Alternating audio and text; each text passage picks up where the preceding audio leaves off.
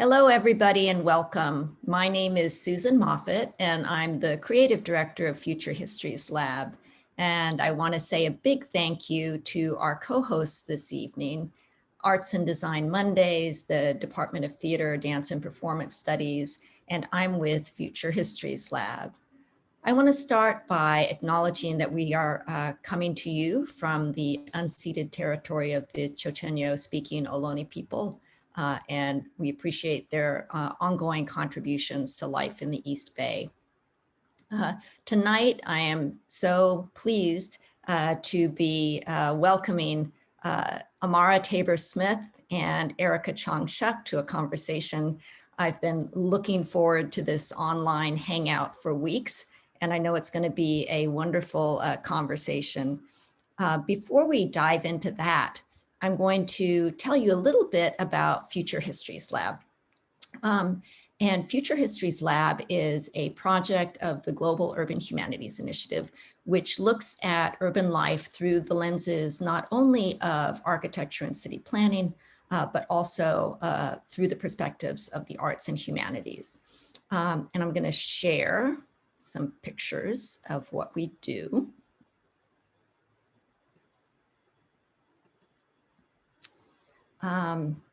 So the idea of Future Histories Lab is that we aim to reveal hidden histories in public space in order to imagine new narratives. And we do this through interdisciplinary courses. And the basic idea is that wherever we go, we walk past history and we don't know it. For example, in Oakland, there are buildings we walk past all the time where Black Panthers both fought against police violence and made breakfast programs for children. There are places in Berkeley where you're walking down the sidewalk, and that's where people lined up American men, women, and children to be put on buses and incarcerated en masse during World War II, only because they were Japanese American. And we all shop in Emeryville on land that was Ohlone shell mounds. And all of this history needs to be recognized. And part of what we're hoping to do is to help students develop techniques of both researching and sharing these histories. I'm just going to tell you about a couple of our courses. This spring, graduate students are working on a course on transformative justice, in which they are working with formerly incarcerated people to tell their stories and to look at housing issues. In an undergraduate class, we are studying the extractive industries that are represented at an old landfill and creating an audio tour and augmented reality to help tell the story and make people aware of what happened here. And I want to tell you, I'm so excited about our summer courses. We are offering 7 small studio style courses this summer that are going to be fantastic. And I invite students to take a look at these on our futurehistories.berkeley.edu website. One course, for example, is going to be working with activists in West Oakland who have been working for many years to reestablish a neighborhood library. And students in that class will be collecting oral histories in order to help this community group achieve their ends in the Hoover Foster neighborhood. Another course will be mapping street art, protest art in Oakland using augmented reality and podcasts to tell the stories of the artists and their connection to the activism associated with the art. Another course is going to be inspired by the speculative fiction of Octavia Butler and work with Oakland high school students to create a graphic novel that tells the story of their alternative high school and that also helps them describe the futures that they would like to imagine. We're going to be doing a lot of work with archives, and in one course we'll be looking at a utopian housing project in Richmond called Easter Hill, and which has since been demolished, but looking at what the history of this place tells us about our current housing crisis. We're offering a filmmaking class. We're offering a course looking at monuments and memory. And I'm really excited to say that we will be offering a course taught by Erika Chong Shuch and her partners in the For You Collective. It's going to be using stories of elders. Students will be getting to know one elder in South Berkeley very well, and creating ephemeral monuments. And maybe Erika might have a chance to tell you a little bit more about that. But students, I can tell you I've co-taught with Erika. It was such a pleasure. I learned so much. And so don't miss the chance to take this course this summer if you can. If you want to know more about both our courses and the certificate in urban humanities that we offer, you can find it all at futurehistories.berkeley.edu. And now we are going to move into the main part of our program. And I'm very pleased to introduce our moderator for this evening. And that is Miyuki Baker. Miyuki Baker is a queer Zainichi artist, zinester, and scholar who's finishing their PhD in performance studies at UC Berkeley. They're currently writing their dissertation on histories of mutual aid in East Oakland, specifically around how people with race, class, and education privilege can start practicing community reparations for collective liberation. Miyuki also convenes the Church of Black Feminist Thought with Ra Malika Imhotep, an embodied spiritual political education project. They recently published the Black Feminist Study Theory Atlas, in which they use words and images to celebrate the offerings of 12 Black feminist thinkers, including Amara Tabor-Smith. So Miyuki, please take it away. Thank you, Susan. Wow, those courses sound amazing. Welcome everyone. I'm so happy to be here. I'm calling in from Fruitvale and the East Oakland regions of the East Bay. And today we're going to be in conversation with these two visionary artists, Amara and Erika. And last week when we checked in, Erika mentioned, wouldn't it be nice if we were all just grabbing coffee to have this conversation? So my intention is to create that kind of space that feels like we're catching up at a cafe. And so I invite folks in the audience to get comfortable, take care of your bodies, you know, go to the bathroom when you need to, get some warm liquids in you if you need. And to start us off, this is something I do with my students and at the beginning of really anything that I offer, which is a couple minutes of grounding in our bodies. As Susan said, I'm in performance studies and we love to talk about our bodies. So I invite you to close your eyes. I'll be doing this with you.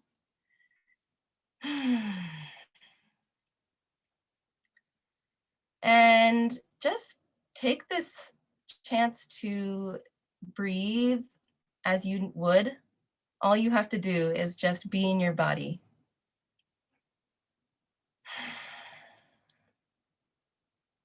You might notice some sounds, the temperature of the room, the lighting, and any sensations in your body in this exact moment.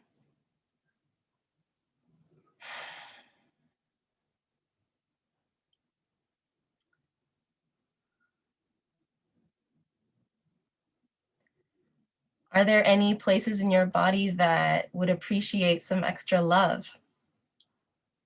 I know for me, I'm on the screen a lot more these days, and sometimes I like to put my hands over my eyes.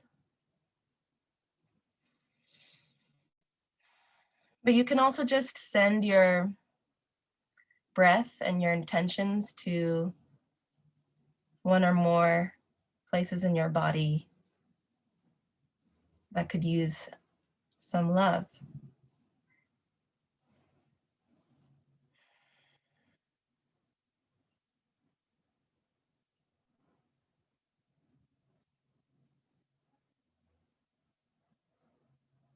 So take another couple of breaths here.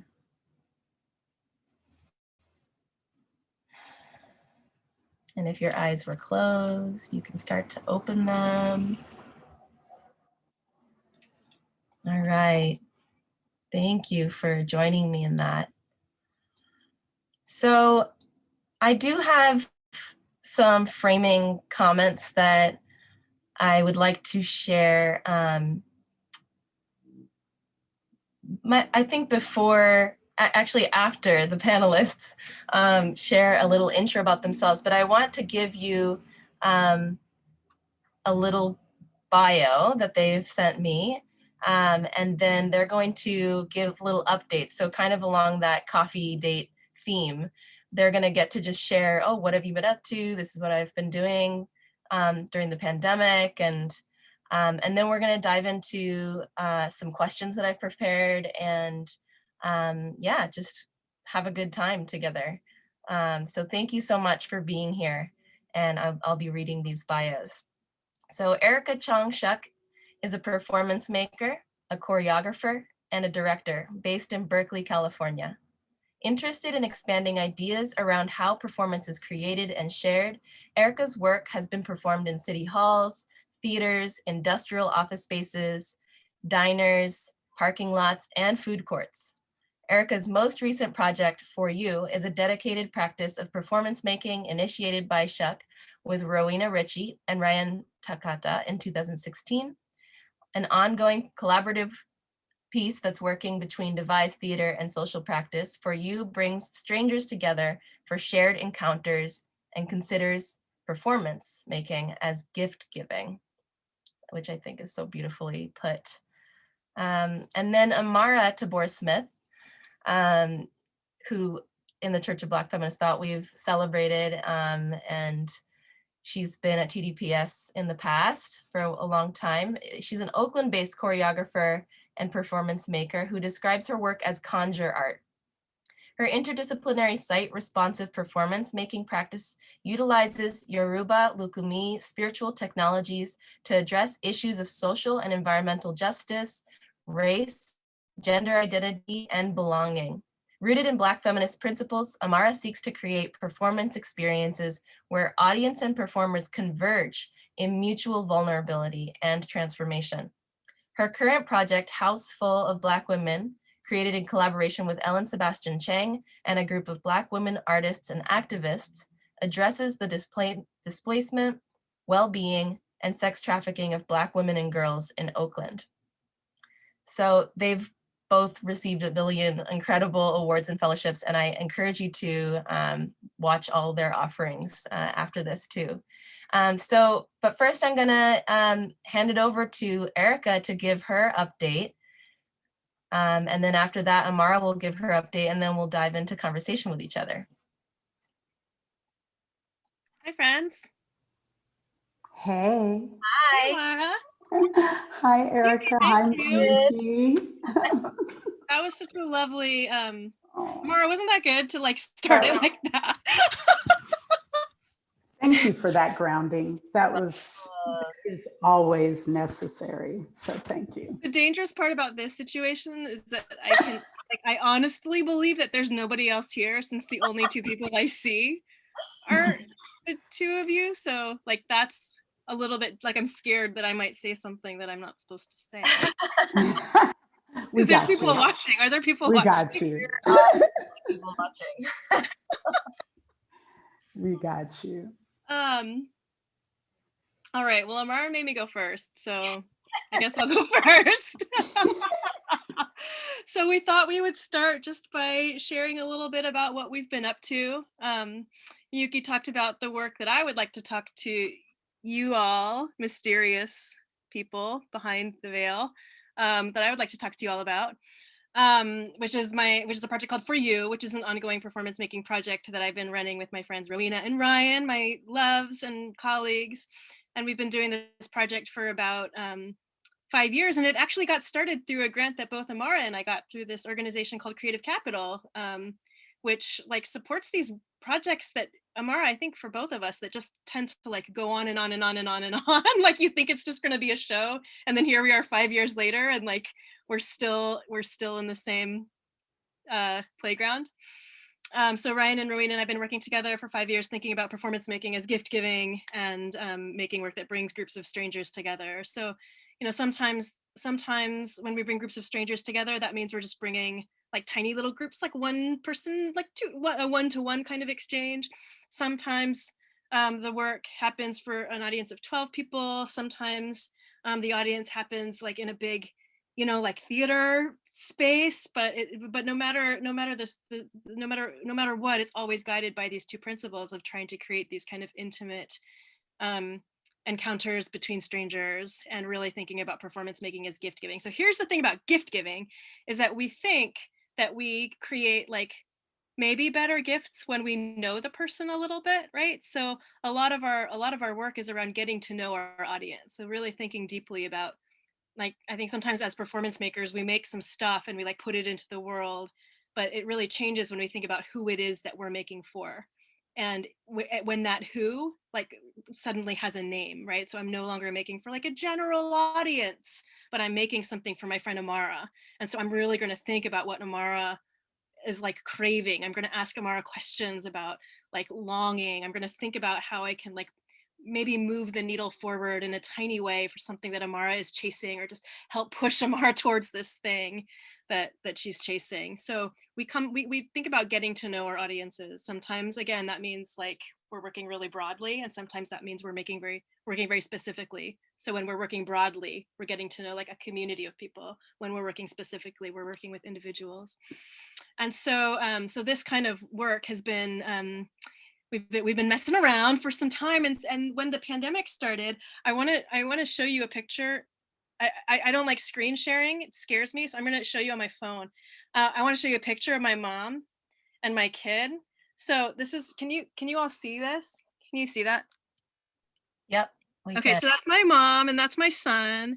And then like, it's so cute, right? Look at this. Look at how cute. Look at, they're like, mama, I love you, I love you, I love you, I love you.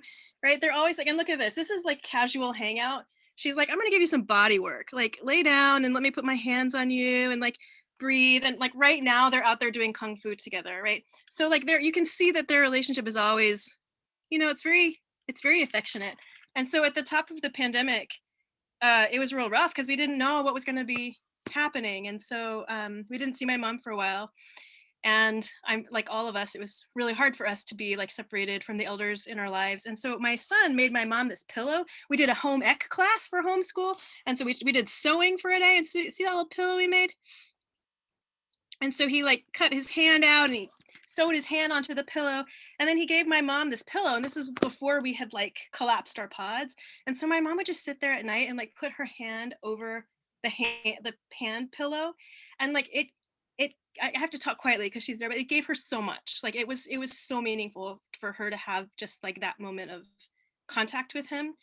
And so we got this idea, Rowena and Ryan and I, that we want to do a project that brings together individual elders with individual artists for creative exchange. So we basically started like a dating service where we gathered a bunch of elders who are experiencing isolation, and also artists are experiencing isolation. We're separated from our communities, from our, you know, from our work, which is often like in community. And so we would pair individual elders with individual artists for some sort of creative exchange. We would ask the artists to create some sort of gift for their elder.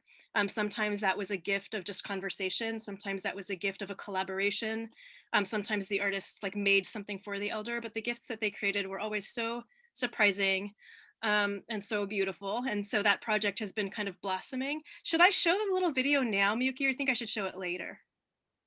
Well, I think I should show it later. Later, yeah, because Let's see if it comes up. Yeah, if it comes up, there's a video of a project that Ryan and Rowena and I worked on with this brilliant animator named Nick, with a woman named Harriet. One of our community partners is this group called LBFE, Little Brothers Friends for the Elderly, and they are a community befriending organization. And they have 300 elder members who are pretty isolated. Many of them who haven't like left their homes or had social visits since March. So we've been working with a number of those elders, and the project has grown. We did a collaboration with the Court Theater and the Experimental Performance Initiative and Hyde Park Art Center in the south side of Chicago, 10 artists and 10 elders there. And now we're working in Oregon Shakespeare with Oregon Shakespeare Festival with 2 elders over the course of a year. So it's been, yeah, I'm really so grateful for the work. It's been keeping me busy, and yeah, I'll leave it at that. I definitely want folks to see it later though. So let's Whenever, revisit that because visuals are really powerful. Cool. Thank you. Amara, what have you been up to? Ooh, wow. Thank you, Erika, for going first, because you just you jogged so many memories. Yeah, the creative capital that we both got 5 years ago. And, I too am still in that project. So I've been engaged in this collaboration with theater director Ellen Sebastian Chang and a group of powerhouse women who are activists, artists, birth workers, root workers, sex trafficking abolitionists, just amazing group of women. The project started 5 years ago, House Full of Black Women. And it happens in public sites throughout Oakland. It was really important to me, just to give a little context, it was really important that that I do a piece that really the site, Oakland is, is the site, is not just the site, but is an active participant in the work. And so we really have only done this work in Oakland, with the exception of one aspect that we took to New Orleans, and maybe we'll get to that later and I can talk about that. But so House Full of Black Women happens as a series of episodes. And this year, last year, 2020, was the year we were going to do the 14th episode, the new Chitlin Circuitry of Reparations Vaudeville. And there was a whole plan for how that was going to unfold. And then COVID, shut it down. And, we were not looking for a way. We were trying to figure out the very first thing that happened for us is, how do we stay connected? How can we connect? House Full of Black Women is a collective of over 20 women. And so not really understanding how that was going to, how are we going to do this in shelter in place? And in some ways, early on, I had a conversation with an artist named Gina Breedlove, who's a sound healer. And she said, we're in a time of dangerous possibility. And that became kind of the guiding principle for us moving forward, was that how do we toe that line of what is possible and what is dangerous? And with, our safety in mind, and part of our safety depends upon our connection. And so being in that very, unstable place that we all were in, but the thing that I feel like that prepared us for that was, we spent 5 years cultivating deep connection with each other, cultivating deep trust.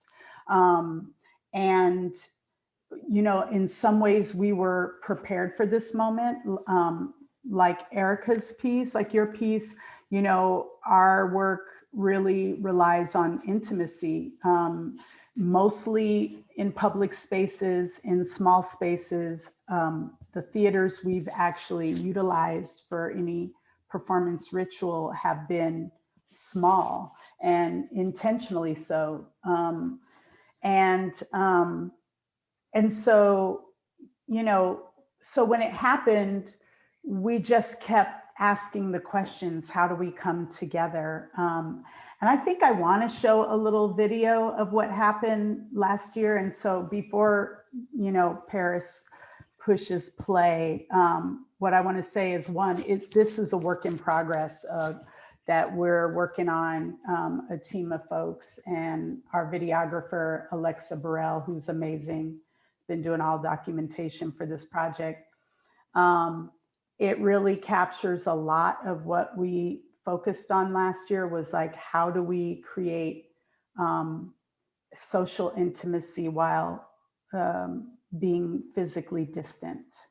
And so, like I said, it's a rough draft, but you're going to get a little sense, hopefully. In Paris, you can play that when you're ready.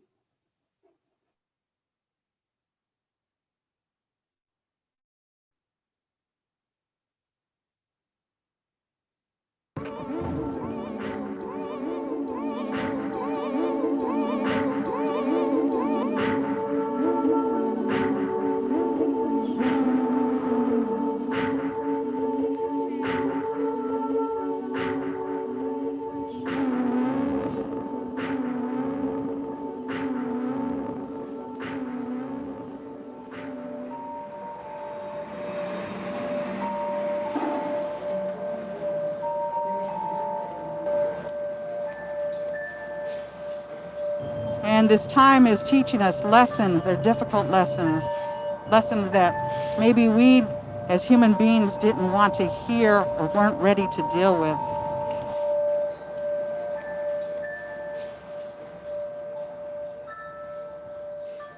It is making us sick and prescribing us medicine both. It is pushing back from the outside. It is not interested in our wellness.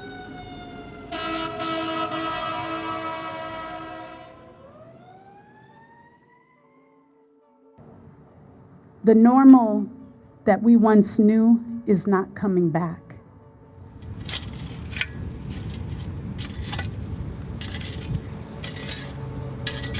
These are the times of erosion.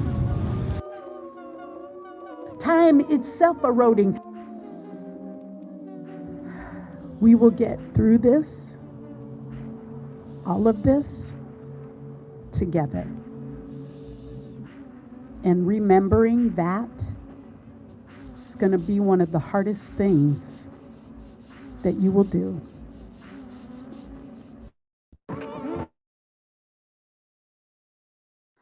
So that was a little bit of some stuff we did last year. We activated a open lot that is behind Eastmont Mall in Deep East Oakland. And it has been part of an effort of the Black Cultural Zone, which is a collective of artists and activists in East Oakland to revitalize. And also that word revitalize is problematic the way it's used, but to bring us back and to tend the soil. And so this lot is now called Liberation Park. I'm part of the Black Cultural Zone collective of the art and culture working group. And so we activated that site, and it was important for us to come together at that point, which was right before the election. It was really challenging the way we simplified this vaudeville and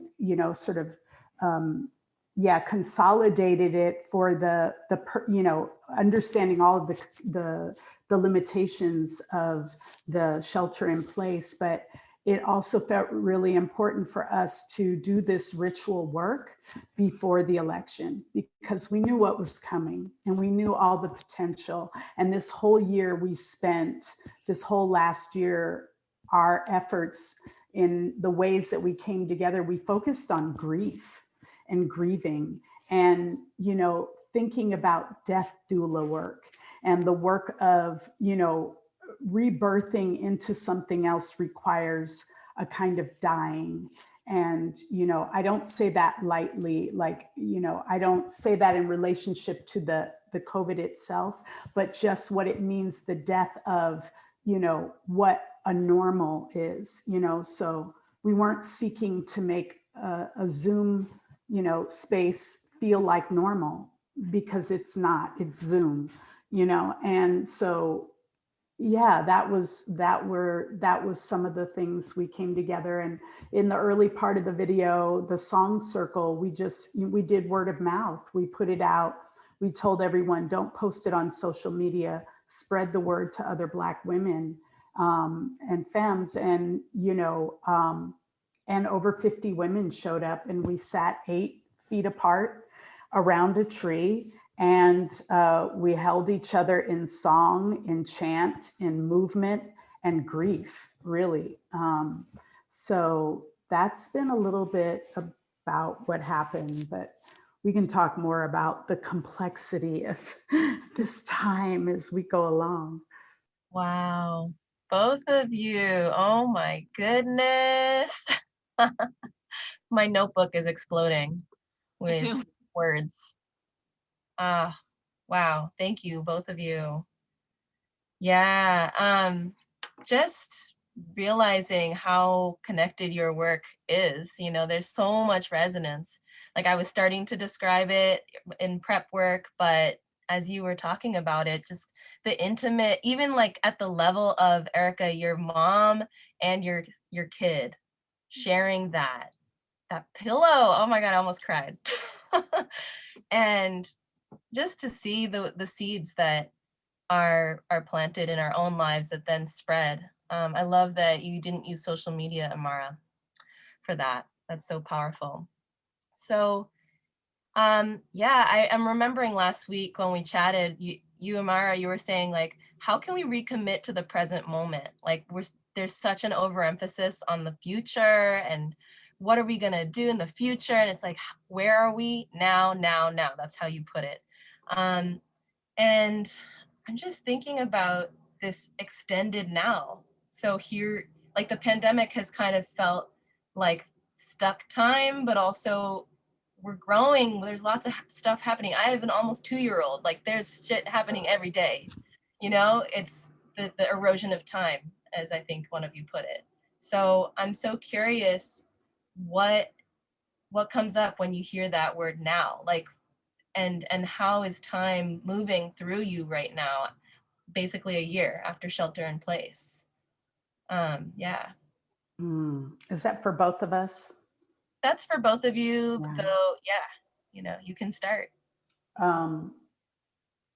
So this idea, you know, when I first started speaking about my work as conjure art, you know, I thought of it as Afrofuturist, and then which I love. I love Afrofuturism, Afro-surrealism, and yet one thing that kept coming up for me was like this idea of future, the way that we have culturally understood it. I mean, meaning, you know, our mass culture is a time that is not here.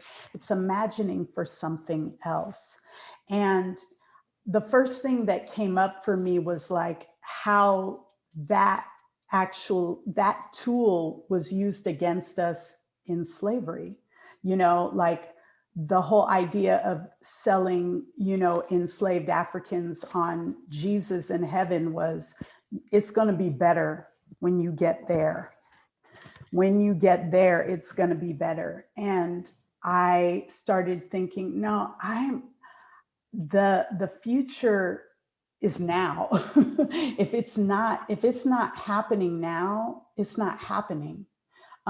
What am I, and also the tendency to, you know, sort of put the carrot in front of the horse, like reaching for this thing that you never get to. And I just, for me, you know, that wasn't resonating anymore.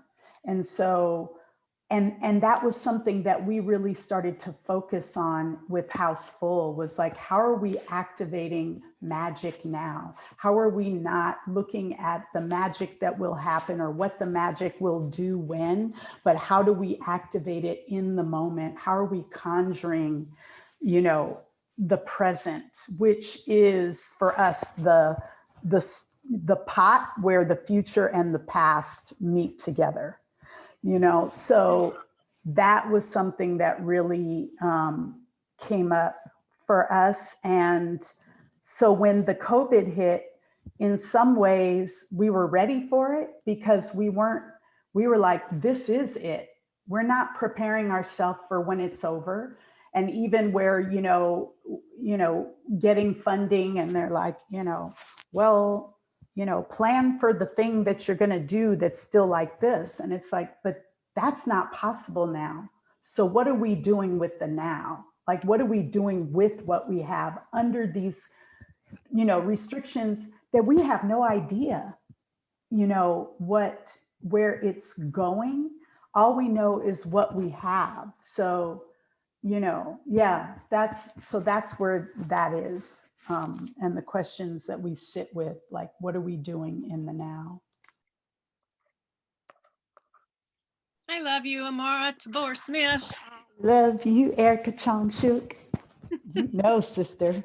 No, so I'm just learning so much. I love what you're saying about working with limitations, or seeming like things that feel like seeming to be limitations as an opportunity. And like I just so vibe with what you're saying, and do feel as hard as it is to move through this moment in history, that the incredible like gift of these limitations. And I think there's so many different ways that I can respond to that. Like one way is that, yay, I get to like, I've been home for a year, y'all. Like you normally am on the road all the time. I'm here, like my mom, my kid, my husband, they're in the other, like we're all right here. And this kind of like family intimacy has never happened for me. And so there's so many gifts in being able to like share meals and share time and share homeschool and all of the things. And then creatively, I feel like there are, like, I love this idea of like, we create regardless, and that creativity kind of functions as a way to move us through this time, and that there are a million things that could get in our way if we wanted it to. Like, we're not going to have a live rehearsal. We're not like we do live performance. Like there are so many obstacles that could stop us. And I think that one of the fun things has been like, well, what can we do? And I learn a lot about this from my colleagues, Ryan and Rowena, just thinking about what is possible, and always chasing that. One thing I wanted to say about the now, and in response to your question, Miyuki, I love what Amara was saying in terms of not preparing for when it's over. And something that's up for us is when we're doing this work with the elders, and when it is really about relationships, we are really looking at the circumstances of people's lives today. And as a performance maker, sometimes we create works that are kind of like sit in abstract esoteric space. And when you try to measure impact, it's really weird, because you're like, I don't know, 100 people came to my show, but like some people wrote me email after, and some people hung out in the lobby and they liked it, and I got a good review. Like the things that measure the success of the work feel like 5 steps away from the work itself. And so one thing that's been really amazing now is that we're creating these structures in which like we can really measure impact, because I can say like, hey, Glenn is a visual artist, and we had a show. He started painting 2 years ago. He hasn't left his house since the pandemic. A year ago, he started painting just what he was seeing outside of his window. Last night, we had an art show, or long stories. Last night, we had a conversation with him and our friend Deirdre, who is an artist that got paired with him. And we got to all talk about Glenn's work, right? So there's an immediacy. We could say like, oh, Glenn, what is the impact of this relationship on your life? What and people can be like, oh, it's nothing, or like, oh, it's really meant a lot. And the fact that the work that we're creating now has such like immediately tangible results that are rooted in like love and care, it's much easier to understand the impact of it because of the immediacy, and because we feel compelled to like care for people that we come to know. Mm-hmm. Yeah, performance as a relationship is what I'm hearing. That's, I mean, that I think is what you do too, Amara, honestly. And what does it mean to create? Like, I think that's what intimacy does. And that's, it's really powerful to hear you talk about the before and after of like how you measured impact.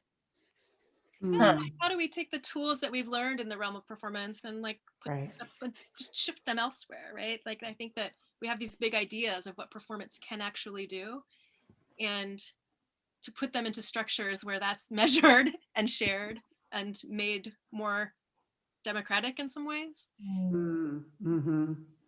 Yeah, and just that, you know, I feel like true intimacy isn't just about the smallness, but is about, you know, there isn't true intimacy without vulnerability. And there's, you know, there's a way in which like the smallness of the work you do, Erika, is really allows for a deeper transformation, because it's about someone. It's about that individual. That individual is you know, is made visible, you know, in a way that the larger sort of performance, you know, you can stay anonymous, you can stay in the background, you can be a witness, but not a participant necessarily. I mean, you know, not that it's impossible to do, we know we can gather in large numbers, but in terms of true intimacy, and that is where I feel like, again, that, like you said, the gift of this time is giving us is like the time to get to know our own damn families. Mhm. You know, that is real. And I don't know about you, but I didn't realize how disconnected I was from my family until I had the gift of being able, you know, the virus saying, sit your ass down and get, you know, and you really take stock of what's immediately around you. I feel like there is a piece to our art making that's about survival that keeps us running on more cylinders than we actually have, and that is unsustainable. And so to really be able to pare back and to, in a sense, you know, because the creativity is always happening, it's just not producing, and how we overemphasize that and less on the experience. So these moments of intimacy that where people can have an actual experience that's for them, that really, you know, I know when we did our vaudeville, we did some stuff indoors and there were never more than 10 people. And we only did it once. So really only 10 people ever saw it, you know, and we did a lot of preparation and love work for 10 people. And that was enough. Yeah. And the value of, here's where the folklore is born. 10 people got to see it. Well, what was it like? Then they share it and they tell the story. And the story between those 10 people are going to be very different based on their own experience. And they're all right, you know? And so it's like, we have the opportunity to regain our storytelling through this, where, you know, I had the experience and I'm going to share it with you, because you're not going to be able to see it at the theater next week. I love that, Amara. We both share this idea of like depth instead of breadth, I think. And that's something that I talk a lot about with Ryan and Rowena, just like impact. Like there's the kind of impact where you're like, 5,000 people came to see my show, ta-da! Like there's that kind of impact, and they're gonna remember it for like a full 13 hours, and then they're gonna be like, And then there's like the deep impact where we, you know, the 10, the 12, the 15 people came and we like got to know them over a year. And I don't know, maybe they'll forget it in 13 hours also, but there's the chance that relationship, that, you know, that the performance itself created an opportunity to be seen as an audience member, right? That like that audience, like I don't know, what is audience, and like, what is it to not assume that like audience means like passive observer? What does it mean to create performance situations in which audience themselves are like the performance itself creates an opportunity for audiences to be seen? And again, maybe not to be seen as like who we are, but maybe to be seen as who we want to be. Like maybe it gives people a chance to be seen like in a totally new, like kind of fantasy way, like in a way that they're not going to be seen in their everyday. And I just also want to say something about like aesthetics and about form, because I think that like one thing that happens for me when I enter into this beautiful space with Amara and Miyuki is that I really like drop down and I just feel like rooted in my own experience. And then there's this other part of me that's like I'm working with another artist. She's like, my hair's on fire. Like we're just like crazy people. Like what the fuck is like happening? And like I want to like say that there's like two poles at the same time, being like dropping in and then being like my head is exploding and my hair is on fire. And like I want to create, I'm excited about the like forms that we come up with right now for the like the performance world. Like what kind of stuff are we going to make after this? And like how is our like sense of composition, our sense of aesthetic, like how is that all going to change? Like we don't know what kind of work we're going to make after this. Like we're not like, is the world going to need the like craziest like most experimental, like cutting edge, like what are we gonna need? What's the world gonna need? What are we gonna need? And like being in that now, being in that unknown of being like, who knows? Because the performance, the theater industry is like, there's so much that's up right now in terms of how work gets created and how work gets shared and who, so I'm excited to like, I have a great fear that we're gonna like try to return to normal too soon. And I read this quote from Rebecca Solnit, like who we all recently, and she wrote something about how to stay awake when the ordinary returns, which is like what I want to make a title. I want to make that piece right now. Like, what do we need to, what seeds do we need to plant for ourselves now? What calendars do we need to like bury in the ground? What notes do we need to hide in like the pockets of our jacket so that in 2 years we like remember? Like my friend Lauren Spencer said something about like Hansel and Gretel backwards, like we're building crumbs for our future selves to discover that like take us back to some sort of learning that's happening these days. I don't know what I'm talking about. Yeah, no, I know what you're talking about. Okay. And I also say that like, we're not going back to normal. It's not going to happen. I mean, that's really over. Like we never actually do, but we're just, the thing that we're not accustomed to is the ways that we've been able to fool ourselves around stability. Right. It's like, like we work on getting grounded. We live on a spinning rock in the universe. Good luck with that. Yeah.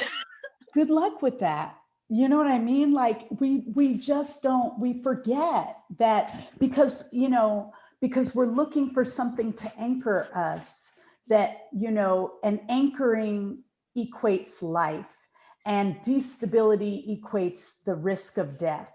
And we have to risk death, in like, we have to not be afraid of the things that may die. The idea of, what is traditional theater, or any of these institutions, like things are changing. And it is human nature to sort of hold on because we equate it with life, and our primal self says, survive by any means necessary, but we also have to like Rebecca Solnit, like the woke part of us, if we are woke, is to be like, how do I just, learn to endure the unstable? It's not about being comfortable. It's about endurance practice. Mm-hmm. And that really is the place, like when we get scared, to not panic and be reaching for the illusion of stability, but to go, you know what? I'm unstable. I don't know. I don't even know what's happening now, but the now is going to show me if I can shut up and just pay attention. And at the same time, I mean, I get totally. I think it's so important that we're practicing our endurance and our ability to be with the unknown, which hopefully will forever be, just it's uncovered, it's been unveiled. We can't fool ourselves, as you said. But I'm also hearing in both of you that there's just such an attention to what we ourselves need and what our communities need and what we will find pleasurable and satisfying and enjoyable and good, and like, I think that's the beauty of this time. It's like those two are so present, so loudly present, just like, oh wow, we're in like constant like fight or flight mode. At least, my therapist always reminds me, just be nice to yourself. Like, we're living through hard times.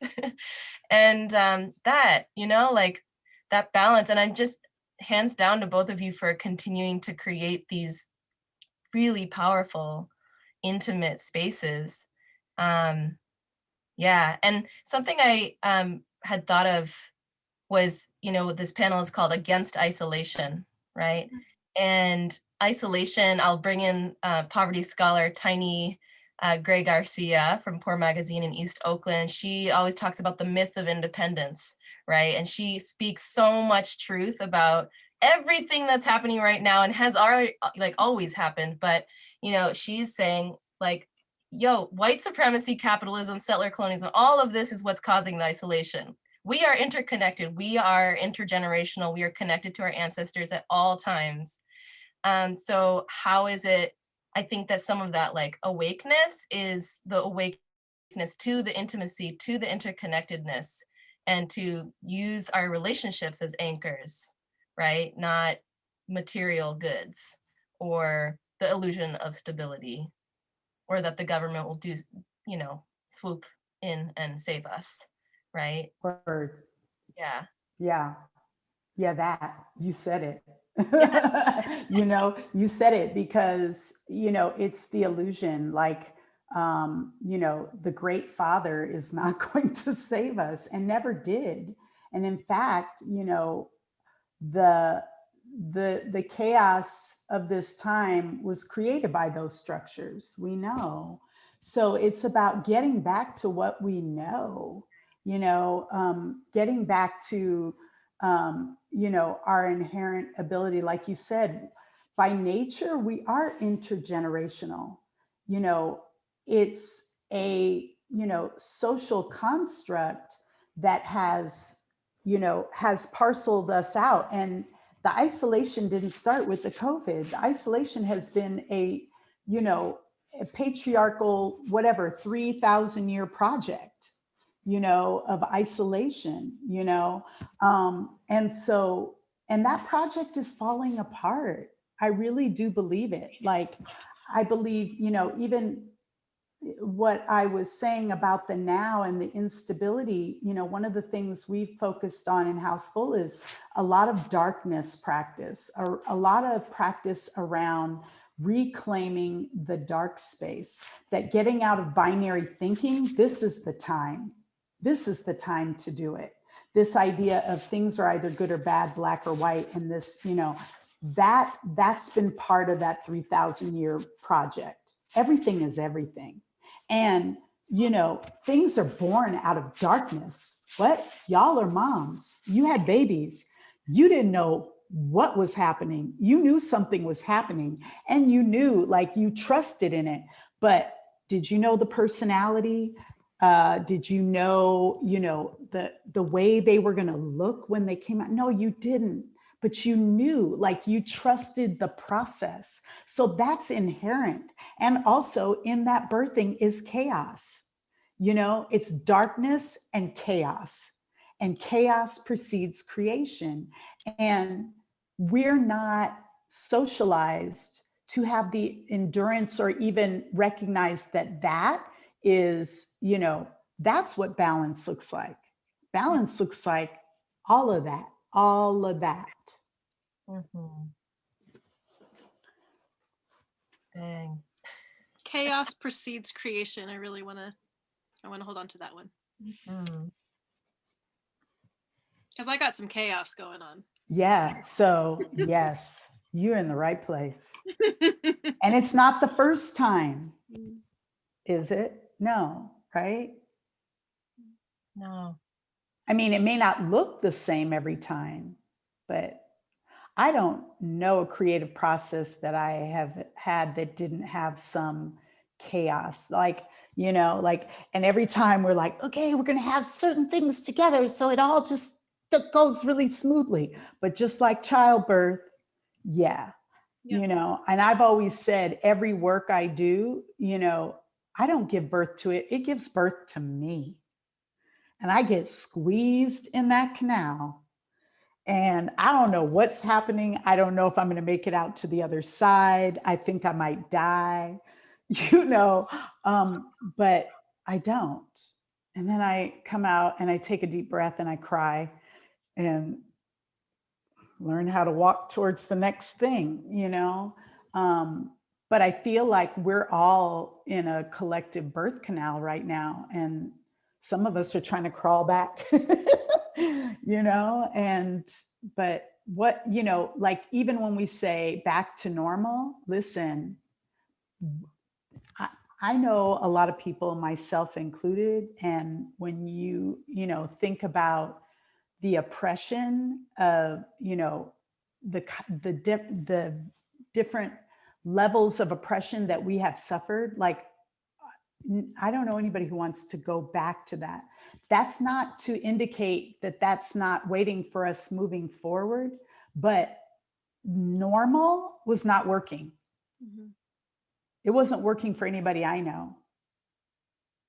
Honestly, one thing that was really wild and horrible and blessed at the same time, part of the work that we do is around this issue of sex trafficking of, Black women and girls in Oakland. And, I've been working a lot with Regina Evans, who's an abolitionist and powerful,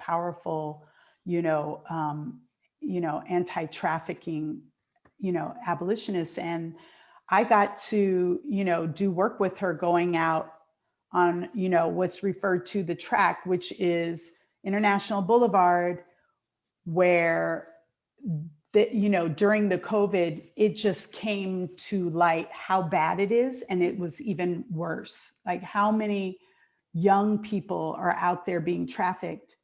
And the COVID gave us the opportunity to make direct connection by handing out PPE that was not available to us because, the traffickers weren't allowing it. They wouldn't allow for any interpersonal dialogue, but because we were handing out PPE, we were able to make more connections and build some relationships. And we did that for most of last year, So there are these ways that, it just like, Erika, as you were talking about what the, opportunities are to,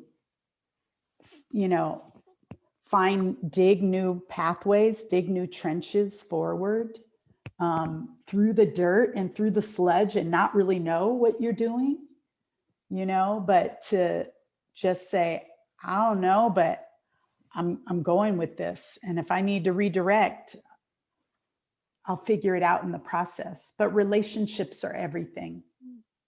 And Miyuki, you said that. Yeah. Relationships are everything. Well, that's actually perfect segue. I've been meaning to find a good place to see Erika, a snippet of your piece, which if it's the one that I saw online, it made me cry. I don't know what you saw online. What did you see online?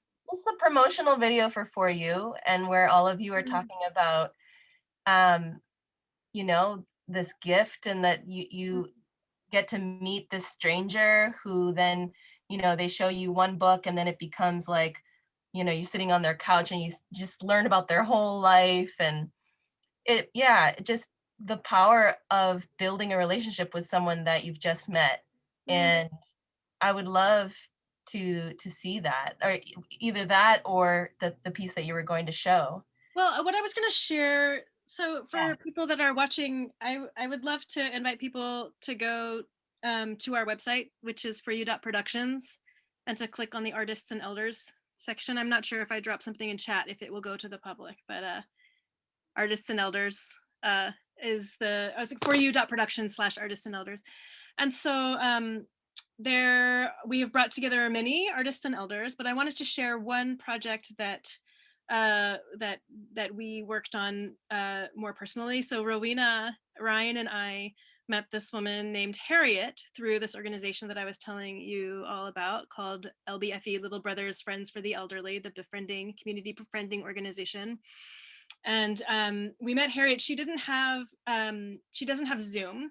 And for us, we did all of our work. I mean, Amara, seeing you like gather with real people in real space, my heart was aching because I feel like I have just been like sitting here with my like prop plant. Like this has been where I've been connecting with people. So we connected with Harriet over the phone, and we recorded like many phone calls, many hours of conversation.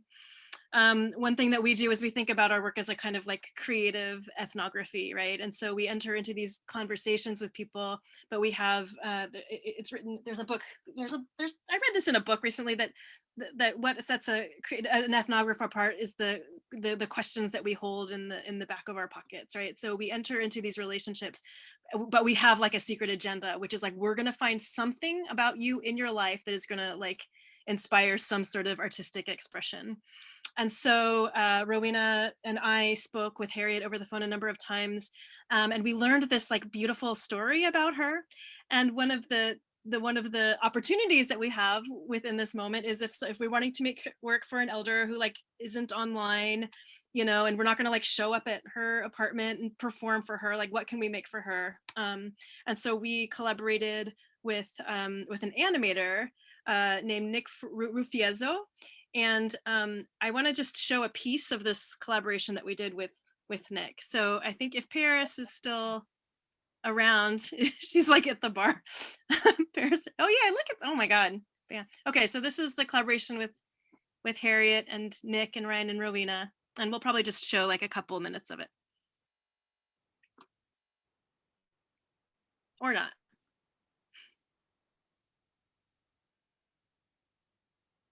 Sorry, give me 1 second. No problem. One of the things that's come up for us is we finished this animation and we have to like go deliver it to Harriet. And so we haven't done that yet. So that's the next piece of it, is how actually we're going to like bring the Aya to her house. So this is, yeah, we're at that place in the process with this. Okay, thanks, Paris. Well, I have so many stories. I never know which one is going to jump up. I am Lady Harriet. I come down winding stairs at 7 o'clock at night. My place is full of men. They're soldiers of fortune, the most beautiful men you'd ever want to see. And they wanted to watch me walk down those steps I had built. You know, I had a whole theme at night where I would do that. And so it was something that was just unusual. I had dresses made and beautiful outfits, and I had a band, and the band was playing, and it was something that they hadn't seen before. And also I smiled at everyone, and I had on the black dress that fitted tight around the waist and tight around the butt and flared out at the bottom, and it had white lace on it, a beautiful lace. I had a really chiseled shape. At every part of me looked really kind of like Marilyn Monroe kind of a shape, you know. And I took my time coming down, and as I make each step, the body sort of just flows down, and it takes quite a while to come down. And the men have come out of the fields knowing Lady Harriet's going to come down those steps at 7 o'clock. And they have to finish killing whoever they're going to kill or whatever they're going to do. And they got to go home and dress up, because Lady Harriet just might rub the top of their head, you know. And so they are all dressed and ready for this fantastic time. And they will even holler into the restaurant themselves, "Save a table for me." You know, I can't come in. I'm not clean. I can't come in yet. You know. Now the secret to doing this kind of thing is that you don't go with any of those men. No, you're just a fantasy.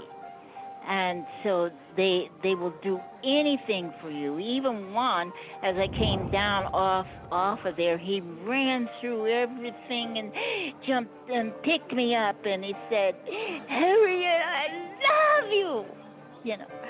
And it just like, put me down, fool. What, you know? The only person who owns Fourth Avenue Club is Lady Harriet, you know. So gentlemen, you just be cool. Just sit down, drink, you want to dance, you can dance, you know. But I have to let everybody know, don't pick me up not handling yourself right. Well, Probably the stuck songs there. I sang were Well, or wait, do you want to hear her? Okay, well, you all go to the website and check it out. Thank you, Paris. That's so beautiful. It's so fun to look back at that. And I mean, I Wow. think the thing I want to point out is like, I'm not an animator. Like I make live performance, right? And so just looking in terms of resource, like what do we have? We had this like amazing friend named Nick who like went to high school with our collaborator Ryan, and Nick was like creative and generous and helped us like find a language for Lady Harriet. And so I guess that's an example of something where like we would have never created a project like that. And I think that there are a number of projects like that, like this woman named Lauren Spencer, who I mentioned earlier, created something for an elder named Jean.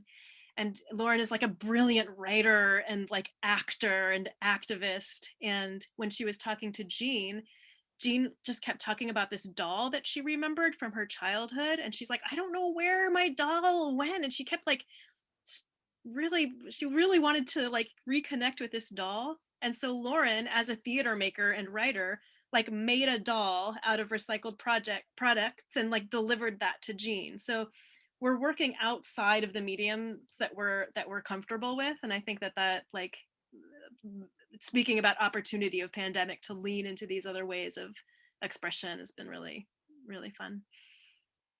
I could talk about so many. I really hope that people go to the website for you productions, because there are, I mean, we've worked with, I think, God, 60, 70, 80 dyads right now. And so many of those works are online, and each relationship has like a whole world of work that they've developed together. And it just keeps going. So I hope people go check that out.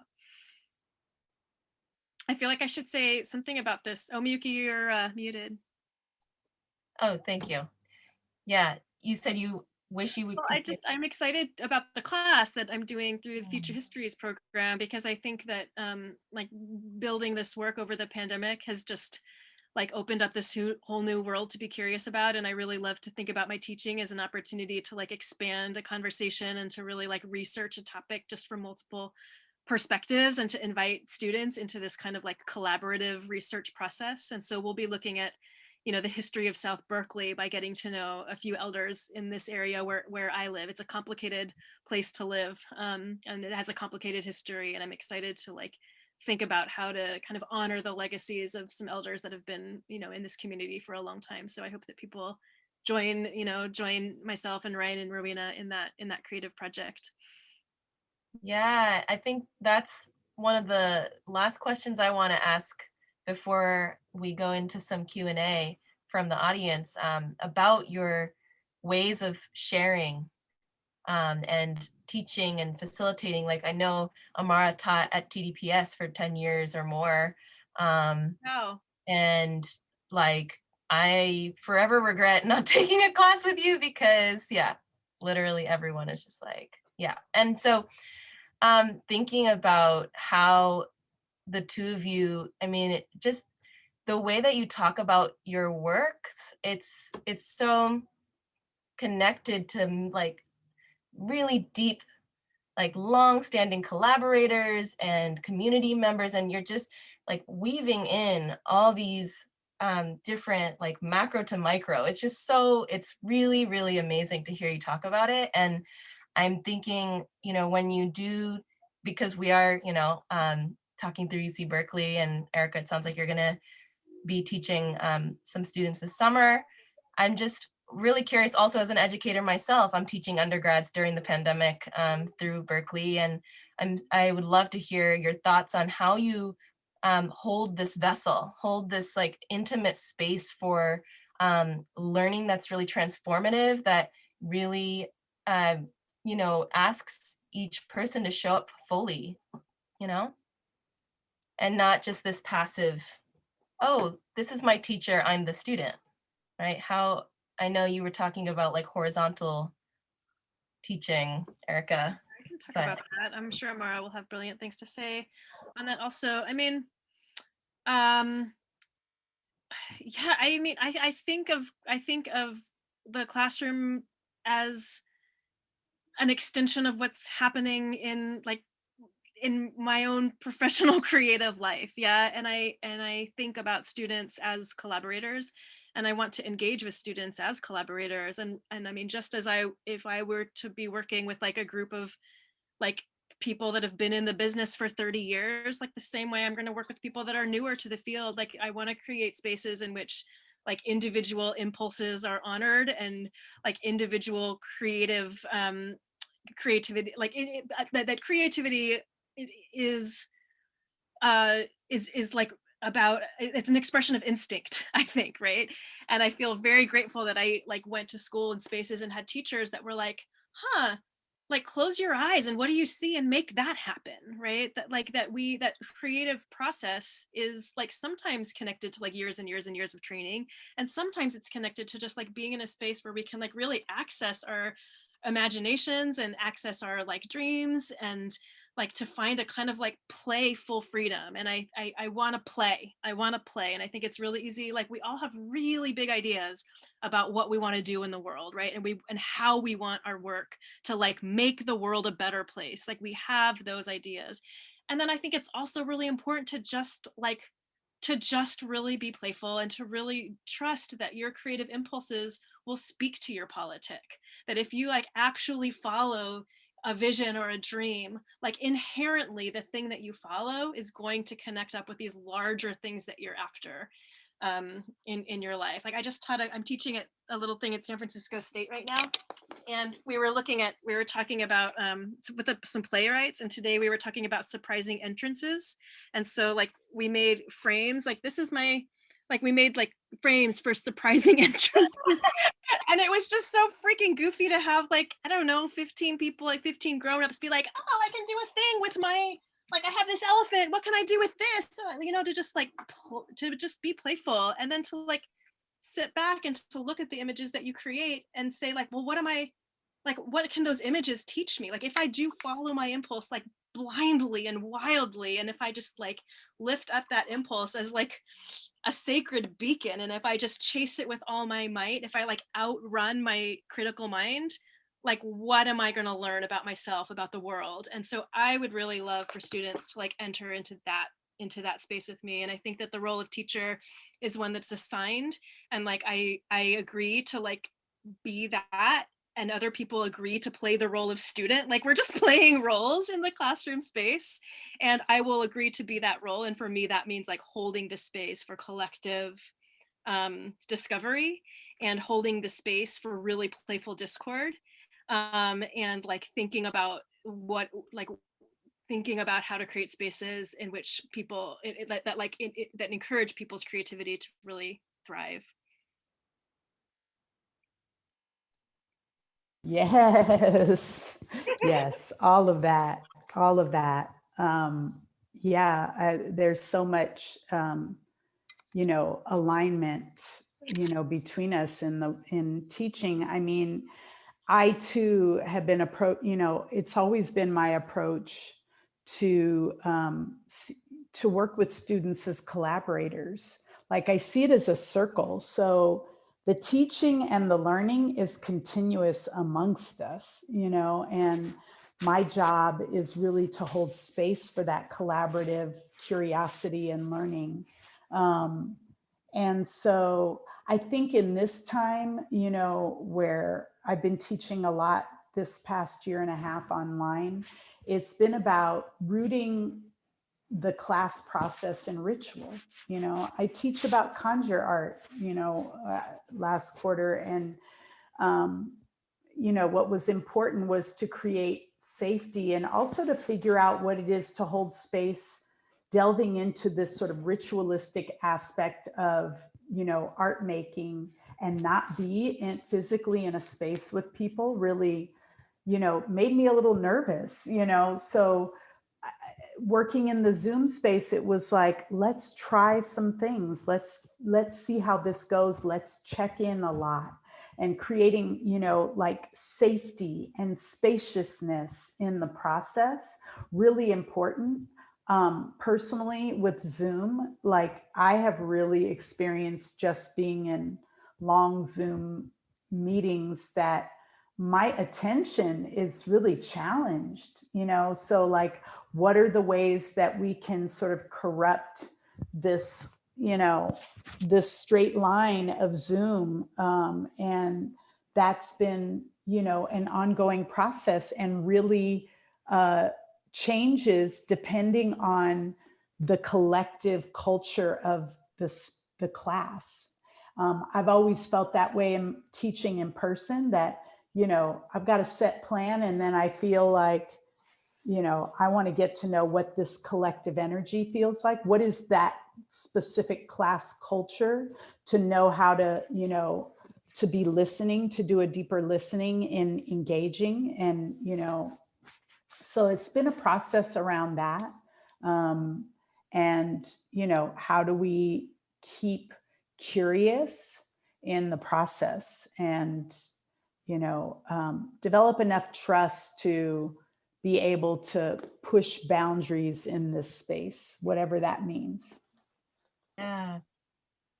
So much wisdom. Thank you, both of you.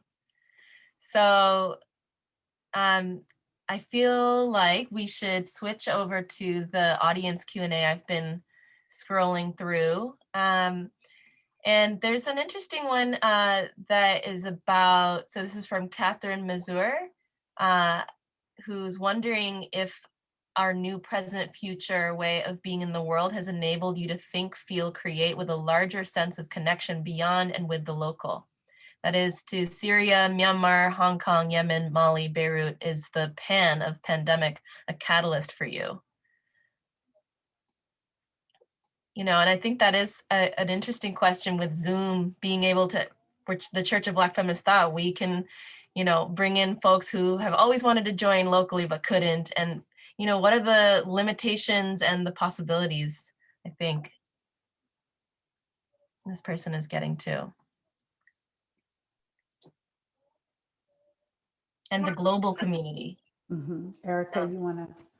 Well, I'm just thinking about something that Amara said earlier. I apologize, Catherine, because I don't know if this is going to exactly answer your beautiful question, but I'm thinking about what Amara said about sight as an active participant, and how now we're connecting with so many people in so many different sites. Like I can say that I have to close the chat thing because otherwise I'm just going to get distracted by all the beautiful comments. I saw that Janet Bell's here. Hi, Janet.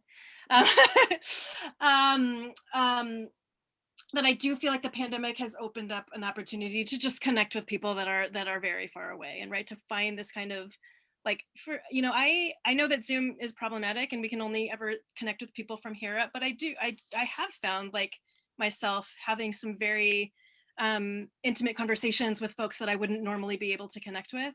And that includes like connecting with strangers. I mean, one thing that happened for us in Chicago when we got this commission to work with 10 artists and 10 elders that are rooted and connected to the South Side neighborhood of Chicago was like, we got to know a place through engaging with these people, right? And so I feel like this, the kind of opportunity to like to let go of some of the like geographical barriers that have separated us have allowed us to connect up with folks that we wouldn't normally be able to, and I very much hope that remains. Like I have to say, there are like I do really love thinking very locally, and Amara, I have so much respect for your work, like so rooted in the East Bay and in Oakland, and there has been something really nice about like finding connection and finding relationship between people that are all over the world. Yeah. I will say that we really haven't reached beyond Oakland, because what we also found in this, you know, in this time of the pandemic was that we weren't able to connect to folks in our own community.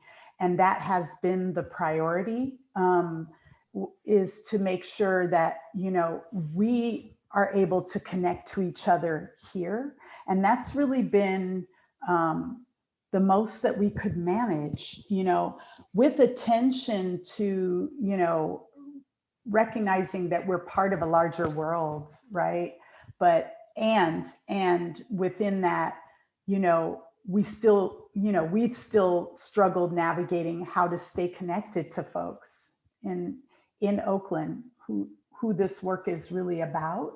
And so that really has taken our focus. Yeah. And that's a great question. Such a great question. It sounds like, though, with that storytelling kind of trickle out effect, that I'm sure Houseful of Black Women, it's like a legend around the world. So, okay, here's another question from Rowena. Is that your collaborator? Rowena Rich? Yes. What are the necessary tools, skills to outrun your critical mind? That was one of my questions too. I'm like, yeah, I want to be running that race too. Well, okay, I got this recently. There was a poet, named something Conrad, another Creative Capital grantee, Amara, and I met Conrad at the most recent retreat. And Conrad is a poet that works. Oh God, I don't know Conrad very well, but I got this idea from them. So they were saying that they create poems, and they create poems in response to a specific ritual that they like put onto themselves. And so some of the rituals for creating this is, please look up Conrad's work, and I'm sorry, C.A. Conrad is their name. They said like one of the tools was like if you have a peephole in your door, like go stand and look out that peephole and be naked and be standing in a big bucket of water, and then like ask one of your neighbors to come over and knock on the door, and while you can see them in the peephole, like quickly write a poem. Right?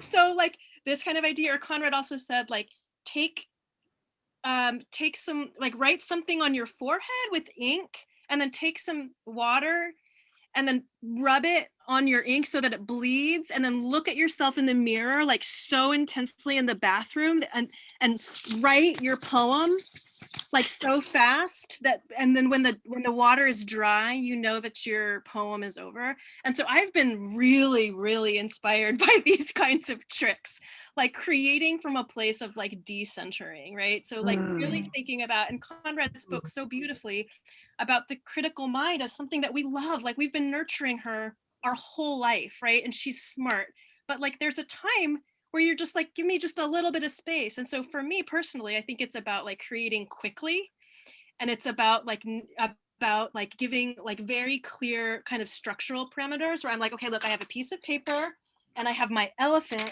and I have my, what is this, my CBD like chocolate, and I'm gonna, and this thing, and I have like a half of an hour, and I have to make something for my friend Martha because I'm meeting her in a half. So like very like quick.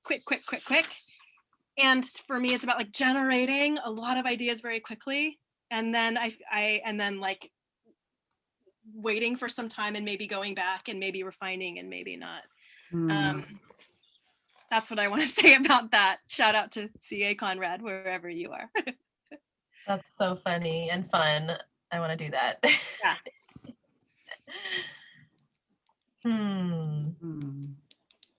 Yeah. Amara, do you have any thoughts, or should I move on to another question? Oh, I mean, that was, I loved that, when Erika was saying, outrun, like what you said, outrun your, what was it? Critical mind. Yeah, your critical mind. Yeah. I mean, the only thing that the only thing I will say that we've been playing with, and I've been playing with, is like, what are the things to do to get me away from these technologies? So, the word of mouth stuff we were doing even before the COVID. So that was a no-brainer. But like something we've been doing now is like sending each other, prompts in the mail, or sending like, stream of consciousness, or, fragments of things with little notes on them, with, little sort of cryptic parables, you know, and you know, just like sending stuff through the mail and going back to older technologies that keep us away from the screen, because that's been really, that is something that I personally have been hungering and, you know, I've been really craving more of. So that's some stuff that we've been doing is, you know, like, you know, or sending little videos and then, you know, using technology for that by phone, but then like writing poems or writing little stories together, or stream of consciousness, like questions and answering questions with another question, and, you know, stuff like that. That's where a song, you know, that's online that folks could find, but that came out of, we made a song. We made a music video during the COVID about not paying rent, you know, like when there was the rent strike. And it's on YouTube, you can forward the link, but that came out of like a back and forth conversation. I want to say, can I say one more thing about this? Which is that, like, I am thinking about with the For You work, like so much of what we're doing is thinking about performance making as gift giving, or just thinking about making gifts. And like that helps me outrun the critical mind, right? Because like I think that earlier in my life, like art making, performance making was really a tool to like process my own grief and such. And one thing that we talk about with this work is that like it's kind of like my own grief has no place in that, because I'm making something with the intention of like as an offering. So my own like aesthetic preferences, my own likes, my own dislikes, they kind of have no place, because I'm like, what is Miyuki like? Like, and that's going to be completely different.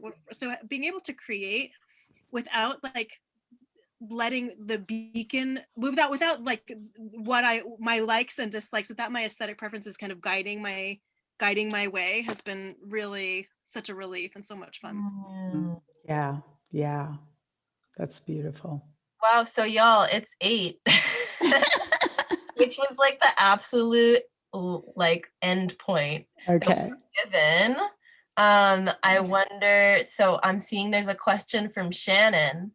I'm really sorry, but there are these Hum 20 students who are all dialing in here. There are students who are signed up for a 1-unit class who are connecting here and hearing you talk about your pedagogy. And it's limited here, of course, but I would be really happy if to extend the time just a little bit, if you wouldn't mind, just sort of saying, what would you say to these students who are only connecting to all of you on Zoom, getting to meet all of you on Zoom, getting to learn about campus organizations and Bay Area organizations right now on Zoom. Anything you would say now, given you can't do the pedagogy you would normally do with them, well, anything you might share with them now, just as a closing, I'd appreciate it. Thanks. Thank you, Shannon. I'm sorry we didn't get to see you earlier. Me too. Closed out from my password, but I'm so happy to be here now. So frustrating. You guys are so beautiful and awesome. Thank you. You're so luminous. Thank you so much, Shannon. Would be appreciated. Thanks, Shannon. I have something I want to say, which is that like we never have enough, like as performance makers, we never have enough time, we never have enough tech, we never have, like there's never enough resource to create our work. And it's really easy to like move down this path, like especially with this industry where you're like, oh God, if I only had like enough money to hire an orchestra, or if I only another year to like constantly be paralyzed by what I'm excited about right now is that this is an opportunity for us to say like really like lean into what we do have and to lean into the opportunities that are available and choose like be really like diligent about like rewiring your brain to seek opportunity and to seek possibility and to know that like this is a historical moment that you are all living through, and like nobody else is going to ever have the opportunity to be a student at this time.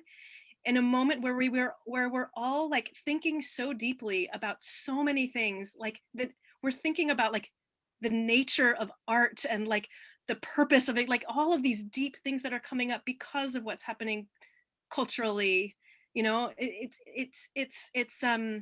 It's a beautiful time to be a learner, you know. And I know that it's hard, like I know that it's difficult because you feel like I didn't sign on for this. But how can you really be insistent on like making the most of it? And I'll just say, like, I'm here for you. Like, I don't even know who you are, but I love connecting with strangers. I'm going to be offering this class, and like I want to connect with folks who are feeling like, how do I like open myself up to this movement and like eat the shit out of it, like eat, like where are the fruits, like, and be like persistent about seeking the fruits and find them and then hold them in your mouth and like chew on them until, you know, until the juice goes down your face. That's what I'm gonna say about that. Yeah. I mean, what I would just add to that is really just, you know, piggybacking off what Erika said. It is an extraordinary time. And so, you know, it's actually affording us, you know, the time to really value the simplicity of things. Like Erika, you were talking about when you know, teaching that class at State and using the things that are available to you, that there's a way that we're actually given this opportunity to kind of dig in and not be concerned with the big extravagance, but really like do the deeper research and inquiry that is never afforded us, you know, when we're in the creative process.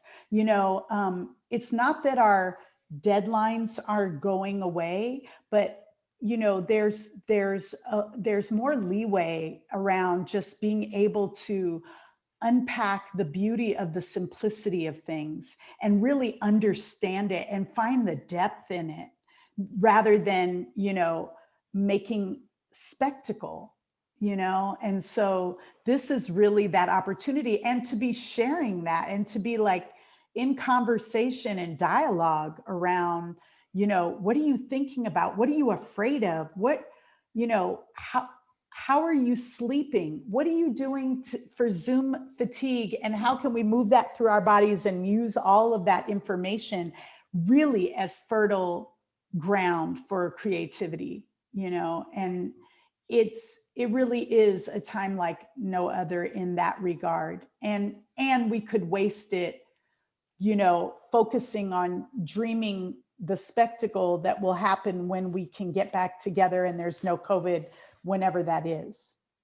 Yeah. And we don't know what the world is going to be. Like we just really don't know. And like, I really hope that all of us do, as you say, Amara, like recognize what wasn't working and make the small changes in our own lives to like make a few more things work, you know. And I think that for I don't know what Hume 20 is. I don't know if these are theater students. Do you know, Miyuki? What's okay? I actually don't. Okay. No, sorry. These are students who sign up for a 1-unit class attached to this Monday lecture series.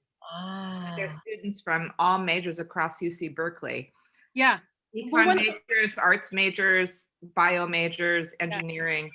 But they're, you know, it's a way for them to connect with both, you know, the campus and the region, and, you know, sort of connect the dots. And I really appreciate everything you guys just said, you know, about how we think about the theme of the series being togetherness, online and offline, and also what it means to join the, you know, the parameters of politics and health, and what the arts have to do with all of that. And you've all just offered such an incredible, you know, example and dramatization of that. And at the same time, you're all such great teachers. And so I just wanted them to realize that you knew that that they were here. We know that you're here. Yeah, We we see you. We feel you. We feel you. I love hearing that there are people Definitely. from different disciplines, right? Because I think that this is one thing that has happened in the old world that I feel like it's like we just get really siloed in our fields. And I No think doubt, no that doubt. the most exciting collaborations for me as of late have been really working with people outside of my discipline. Like the For You project started in part because I connected with Guigo Di Tommaso, who's an architect, and we co-taught through the Global Urban Humanities Initiative, right? And he's after like the same thing that I'm after, but he's just moving through it like from the field of architecture. And these cross-disciplinary conversations, I think, are really so crucial to move our fields forward. Like we all, you know, I can speak as a performance maker, like in the field of performance, like there are, like even within the field of performance, there are so many silos. There's like performance studies as like an academic exercise, and then there's like performance making as like a practice-based thing. Like we're all like or there's like I'm a dancer, or I'm an actor, and you know, and I'm a classical musician, I'm a jazz musician, I'm a hip hop artist, whatever, you know. Yeah, or like what kind of shoes do you wear, ballet shoes or tap shoes? And I think that within our individual fields there are these silos, but I think that like if like we need to bust that down, and I think that we will learn how the field of performance needs to grow by engaging with folks that are outside of our discipline. And I think that's happening. You know, right now I'm working on a project. Rowena Ritchie, hi, and Ryan and I are working through UCSF's Memory and Aging Center. Rowena was a senior Atlantic fellow at UCSF, and we're working with people that have dementia and their caregivers, and we're looking at how to take the For You methodology and to work with people that have dementia and caregivers to ease the burdens and the hardships of caregiving. And so here we have like this example of Rowena, who got this fellowship as an artist within a brain health institution. So the institution is saying, oh, there's a way that the artists are thinking about isolation and about connection that is applicable to health. And our work is growing because of it. And these kinds of collaborations across discipline have been the ones that have really like tipped us. And I think that I'm most interested in like art that barely passes for art, you know, and I think that like really working on the edge of the form, that's how we're going to move the field forward, and that's how we're going to move our thinking forward. Shannon! Hi! Oh, it's only just beginning. Oh. All right. So thank you. I mean, my goodness, thank you. Miyuki, Amara, Erika, Susan, I'm so sorry about my issues earlier to not be able to do the intro. I'm so privileged to be able to do the closing. Thank you for connecting the dots around, so many really difficult and urgent issues, and clarity about how you've been orienting your practice during this time, but the whole thing about taking as much as you can from this really surreal and challenging time. And post-vaccine, and some of us at Berkeley are getting progressively post-vaccine because we have that privilege, and we are so excited for the rest of the world to have that.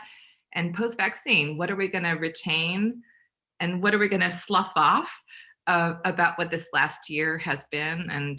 But really, what are we going to like maintain about what this year has taught us? And there couldn't have been better teachers for helping us think about what that would be than all of you. So thanks so much. Thanks so much for sharing your time with us. Thank you. Thank you for Shannon. having Thanks us. for having us. Thank you so much. All right. Yeah. All right. So good night, everybody. And thanks to the 63 people who stuck with us for 12 extra minutes. Thank you. All right. Everybody, well, thank you so much for being beautiful. Thank you, Miyuki, so much. Thank you. Bye. Bye.